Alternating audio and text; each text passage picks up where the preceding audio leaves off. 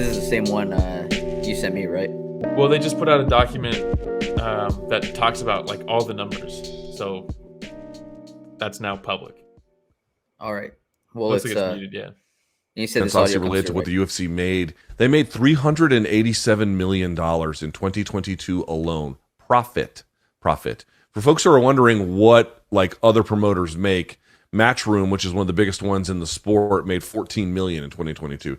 Guys, the UFC made more in 2022 than every MMA and boxing promoter combined. 387 million might be the most that, and probably almost certainly is the most that any promoter in combat sports has ever made in a single calendar year. But like when they say things that like Francis is making unreal demands, it's like, dude, you can't really believe that with a straight face anymore. John Nash has talked about this as well. Like, how can you take the claims about what Francis must have been demanding and what his value is in a world where they're making, truly, I mean this, historic levels of not just revenue, not we're making more on sponsorships than we used to. No. The amount of overall money they are making is without precedent in the history of fight sports. You just noodle that for a second, and then what Francis wants is like out of pocket. And before that, by the way, because everyone's talking about John Jones not getting Deontay Wilder money, can you now see that they could have paid him Deontay? That's Shout out Luke Thomas. Luke Thomas is so good when stuff like this comes out. He's so good. He is. We had let the crowd stop. Yeah. Give Luke his moment. But I mean, how insane is that? Meanwhile, they're paying guys $10,000 for a fight. It's like, insane. It's disgusting. We can't give bonuses to everybody. That'll break our budget. $387 million of profit. That's on top of everything else. I wonder what the revenue is. You know what I mean? If they're making $387 million in profit, what's the revenue look like? It's crazy. It's insane, man. It really is. We can't pay people their show and win money. We can't put people. No, I feel like I feel like I shouldn't have sold my Endeavor stocks. They're making so much. Held on to them. I know they're making so much. And here's the thing: they're doing that. Like all that money, all that profit, it's going to their debt, right? Because when Endeavor bought the UFC, they took on $1 billion in debt. So that profit is a direct result of them cutting costs. That's why they have so many Apex cards, right? They don't have to pay the venues. They don't have to do any of this stuff. They can put on these fights where guys are only making $10,000 to fight because they're getting that guarantee at the end of the year from ESPN. That alone, I think, is $300 million. Then they have the Crypto.com. They have all these sponsorships. So they're making a ton of money. Yeah, they're making a ton of money that the fighters don't see. So they're making a ton of profit, and all that's just funneling in so that they don't default on their debt from when they bought the UFC. But do you think there's going to be a renaissance of actual good quality fights when they do pay off that debt? Or do you think they're going to do what every other corporation in America does and say, how do we increase our profits even more now? Because no one likes to go down year to date. You know, year over year, you want an increase. You know, once they pay off that debt, there's no way they're going to be like, all right, cool. We don't need to make that much profit anymore. We can start doing this. It's not going to happen. And this is where it starts becoming really dangerous for the UFC when you have organizations like the PFL that are willing to pay their fighters a little bit more. You get big name fighters like a Francis Ngannou. And look, I'm not saying that Francis Ngannou is going to make PFL the largest fighting organization all of a sudden. He's not. But what I think it does, though, is it makes other fighters look over their shoulders real quick and say, like, wait, what did he sign? What is PFL willing to do? Every heavyweight is like, I'll fight Francis for $2 million. That's what it does. That's what it does. So this is going to have an effect later on down the line. And they're saying now John versus Stipe is like falling apart. How much you want to bet Stipe is trying to get out of his contract, make $2 million to fight Francis for a third time? Hell yeah. Why wouldn't not? he? Why wouldn't he? Why not? So now they're looking at John Jones versus Pavlovich. Stipe, he can kick rocks. And guess what? Cool. Tell me to kick rocks. They don't have the leverage anymore. If they cut Stipe is probably like, I need like $5 million to fight John.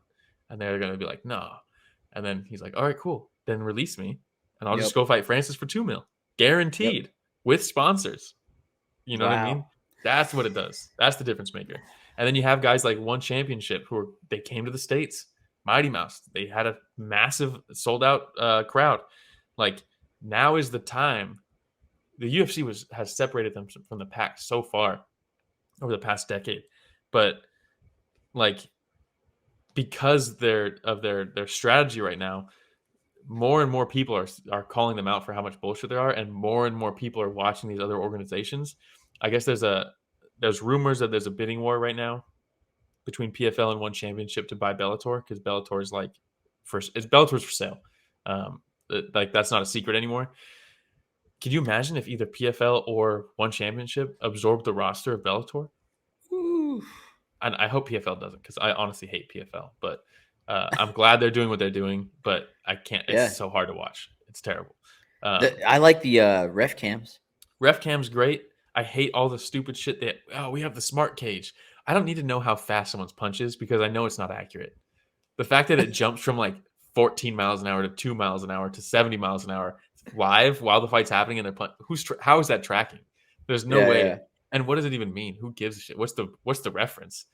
Like, I don't know what a fast punch is. You know what I mean? Because no one ever measures that, because it's pointless. And it's all over the screen. There's too much on the screen. They don't allow elbows. It's MMA without elbow. Like, come on. What are we doing? Yeah. The pacing is atrocious. In between fights, it's like 45 minutes. Let One Championship buy Bellator. They can have their whole roster. Imagine some of the guys that Bellator has in One Championship. Come on. Blunderbub says, I like the season structure from the PFL, but that's about it. It's cool. I do like that. Yeah, but it's also rough because the chances of a fighter making it through an entire season, depending on some of the injuries, it could be a little tough. Well, that's why they don't have elbows, right? Because if someone gets a nasty cut, then they're out of the tournament, which I understand, but we're going to make the fights worse so that we can have a tournament. Yeah. We had tournaments with elbows before. But regardless, it's pretty gross, the UFC right now. It sucks. It's hard. Will I stop watching their fights? No. I'm going to keep watching, because the product is undeniable. Fighting is fun to watch. Will I pay for any pay-per-views? No. Yeah. I will not. But it is going to get to that point eventually. You're going to have the younger fighters coming up as one starts getting, or it continues being more popular, as PFL continues signing more fighter-friendly contracts, where they are going to, think twice about signing with the UFC and say, you know what? Chatri's throwing out $50,000 bonuses like candy. He's throwing out $100,000 bonuses on better performances. PFL's paying fighters $1 million in some cases to fight. Like, my chances of making a decent living and being able to retire at a decent age are better over here than getting into the 1% over there. Well, I mean, how many prospects does the UFC have right now? It's not that many. Whereas like Bellator is picking up prospects like crazy. A lot of guys are going to Bellator rather than UFC, because it's like, I mean, look, Scott Coker. Yeah, and PFL just signed Cedric, right, the kickboxer, who had contract negotiations with the UFC the whole time. They wanted to pay him $40,000 to prove himself. Dude's a glory kickboxing champion. Like, he should be thrown in just like Alex Bejeda was. And PFL comes in, guarantees him a shit ton of money, like $250,000, whatever the number was. I don't remember, but it was something insane. It's like, why would I go to the UFC if they want me to prove myself? What have I been doing this past decade? Knocking people out with high kicks. You know what I mean? The UFC is just it's crazy, man. It's crazy. Oh, man. That's my rant of the episode. It was a good one, though. It was a good one. Yeah. It was a Shout good out Luke Thomas. Night of fights for Friday night fights. And it was a good rant by Will about fighter pay. I like it.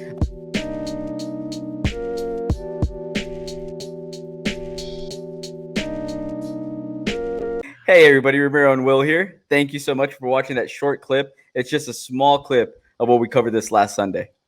Yeah, if you want to check out the full fight card recap, the link is in the description, and it's going to be on screen at the end here. And don't forget to go back and watch our fighter interviews that we have. And don't forget to tune in live every Sunday morning at 9 a.m. Pacific, 12 p.m. Eastern, and you can join in on the fun. Yeah, don't forget to like, subscribe, hit the notification bell. It goes a long way. All right, everybody, thanks for watching that short clip from Story of the Fight.